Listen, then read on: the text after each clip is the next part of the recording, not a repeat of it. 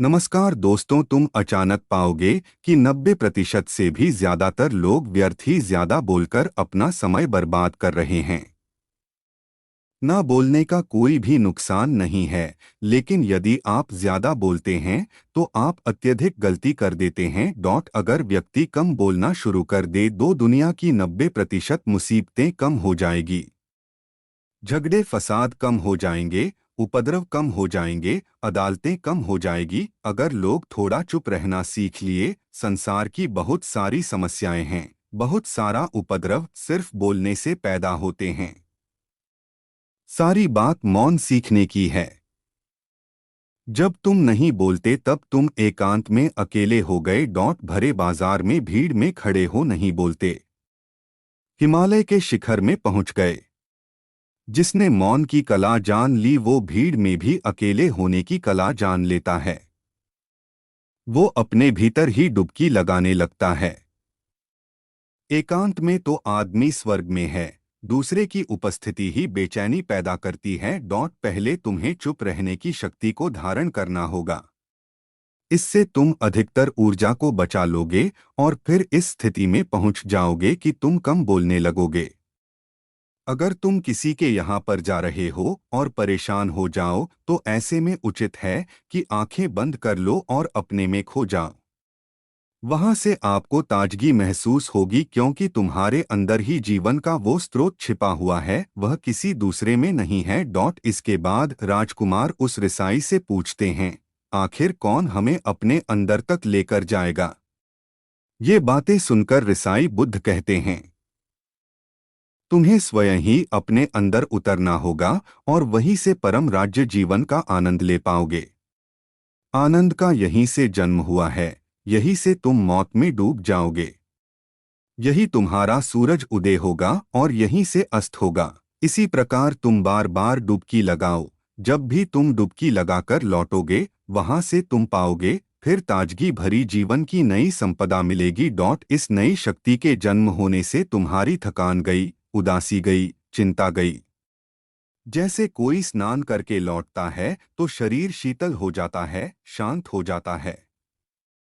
ऐसे ही जब कोई भीतर से साफ होकर वापस आता है, मौन में स्नान करके लौटता है, तो समस्त अस्तित्व, समस्त व्यक्तित्व शांत और मौन हो जाता है, आनंदित हो जाता है। जब तुम आंतरिक मौन की उस पराकाष्ठा पर पहुंच जाओगे, तब तुम पाओगे कि बोलने से भी तुम्हारा मौन खंडित नहीं होता, वो बना ही रहता है। उसकी एक अंतर्धारा लगातार तुम्हारे भीतर बहती रहती है।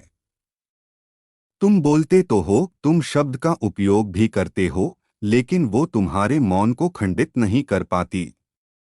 एक बार गहरे मौन में स्थिर हो जाओ, फिर तुम्हारी वाणी में भी मिठास आ जाएगी। तुम्हारा बोलना संगीत पूर्ण होगा, तुम्हारा बोलना सत्य होगा। तुम बोलोगे तो दूसरों पर भी शीतलता छा जाएगी। जैसे ही तुम अंदर से चुप होते हो, तुम इतने शक्तिशाली होने लगते हो कि समाज की निर्भरता तुम छोड़ने लगते हो और तुम्हारे जीवन में एक मस्ती आती है जो केवल दीवानों के जीवन में होती है। तुम्हारे चेहरे पर एक नई रौनक आ जाती है, तुम्हारी आंखें किसी अमृत के समान हो जाती है और तुम अनंत शांति के समुद्र में डूबने लगते हो। इतना कहकर भिक्षु रिझाई ने अपनी बात खत्म की और वो मौन में चले गए।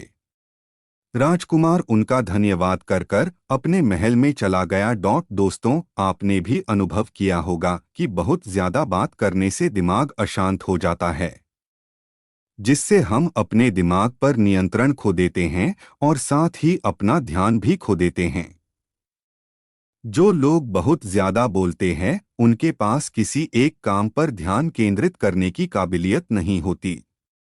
वो अपने किसी भी लक्ष्य पर पूरी तरह से केंद्रित नहीं कर पाते। अगर हमारा दिमाग एक जगह केंद्रित नहीं है, तो हम जीवन की सच्चाई नहीं समझ पाते और ना ही मनचाही सफलता कभी हासिल कर पाएंगे। इसके अलावा भी आपने देखा होगा कि जो लोग अधिक बोलते हैं, वो अक्सर लोगों के बीच हंसी का पात्र बन जाते हैं, और जो लोग कम बोलते हैं और अपनी बात पर कायम रहते हैं, उन्हें लोगों से सम्मान मिलता है। लोग उनकी बातों को सुनते हैं और उन पर भरोसा भी करते हैं। जो लोग जरूरत से अधिक बोलते हैं और अपने विचारों के बारे में पक्के नहीं होते, उनका दिमाग स्थिर और विचलित रहता है, शोर से भरा रहता है, और एक अशांत दिमाग वाला व्यक्ति जीवन में किसी भी चीज में सफल नहीं हो पाता क्योंकि वह किसी भी काम में फोकस नहीं कर पाता।